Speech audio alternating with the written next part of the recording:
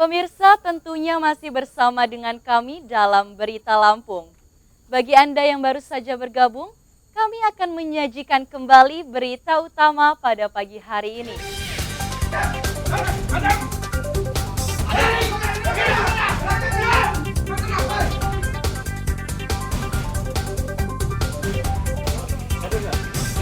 Dua orang pembunuh tetangga di Seputi Banyak, Lampung Tengah ditangkap di kamar mandi.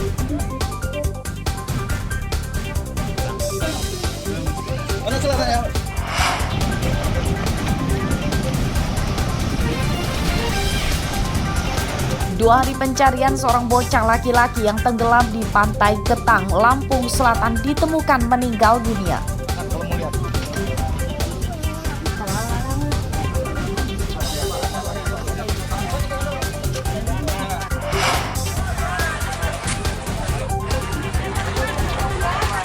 Ratusan warga miskin di Kota Bandar Lampung mulai menerima bantuan beras.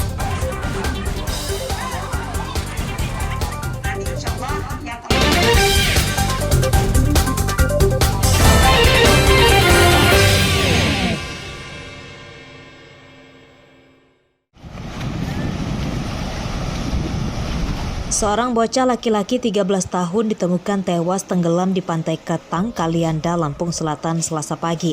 Korban bernama Faisal, warga desa Waimegat, Kecamatan Palas, Lampung Selatan.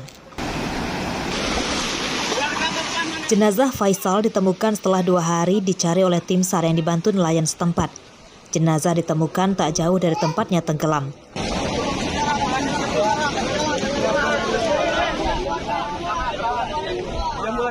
Menurut petugas SAR, Faisal tenggelam pada Minggu sore saat berenang di Pantai Ketang bersama beberapa temannya. Saat kejadian, tiba-tiba datang ombak besar yang menyeret Faisal ke tengah laut. Ditemukan pada pukul 17.00 lokasi di tempat kejadian tenggelam. Untuk saat ini jenazah akan dibawa ke mana, Dan? Untuk saat ini jenazah tadi sudah kami evakuasi dibawa ambulan BPBD menuju rumah duka. Pihak keluarga menolak Faisal diotopsi karena meyakini Faisal meninggal karena tenggelam akibat tidak bisa berenang. Oleh petugas, jenazah kemudian diantarkan ke rumah duka untuk segera dimakamkan. Arsadi Saputra melaporkan dari Lampung Selatan. Tahan palanya. Oh, pelan-pelan.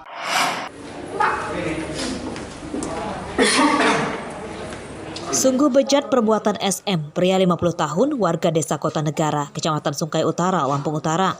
Selasa siang, ia ditangkap polisi setelah menjadikan putri tirinya sebagai budak pelampiasan nafsu bejatnya. Ya, kami datang sendiri ke tempat Pak Lurah. Bapak diamankan kenapa? Karena sabunya dia minta pijit malam. Dalam pemeriksaan polisi mengungkap pencabulan tersangka terhadap korban itu berlangsung sekitar selama 7 tahun, tepatnya sejak korban masih kelas 5 SD hingga kelas 2 SMA. Tersangka mencabuli korban saat istrinya sekaligus ibu korban sedang tidur dan sedang bekerja di ladang. Tersangka mengancam akan menganiaya dan mengusir korban jika menceritakan aib ayah tirinya itu kepada orang lain. Sejak kapan Bapak mulai menyetubuhi anak tiri Bapak? Kasusnya terungkap setelah korban akhirnya memberanikan diri mengadu ke orang tuanya yang kemudian melapor ke Pamong Desa dan polisi. 3 bulan yang lalu. Sekarang dia sudah kelas berapa, Pak? Sekarang udah berdua. Kelas 2 SMA. Melakukan pencabulan di dalam salah satu kamar yang ada di rumah pelaku. Ini sudah berapa lama, Bang, pelaku melakukan aksinya, Bang? Menurut keterangan korban, kejadian tersebut terjadi sejak korban duduk di kelas 5 SD sampai sekarang diperkirakan sudah 7 tahun. Pada kasus ini, polisi menyita barang bukti berupa pakaian korban dan hasil visum dari rumah sakit. Atas perbuatannya, tersangka terancam hukuman 15 tahun penjara. Ardio Haba melaporkan dari Lampung Utara.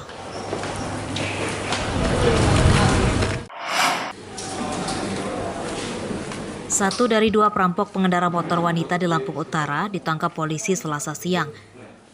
Tersangka Al-Hafid 20 tahun ditangkap di rumahnya di Propau, Kecamatan Abung Semuli tanpa melawan. Kamu berhentiin. Korbannya itu siapa? Kelas 1 SMP. Dalam aksinya, tersangka dan temannya mengadang motor korban di jalan sepi. Korban ditodong senjata tajam dan dirampas ponselnya oleh tersangka yang langsung kabur. Ponsel hasil kejahatan tersangka belum dijual dan kini disita polisi sebagai barang bukti. Terus? Situ. Pinjam dulu HP kamu sebentar gitu.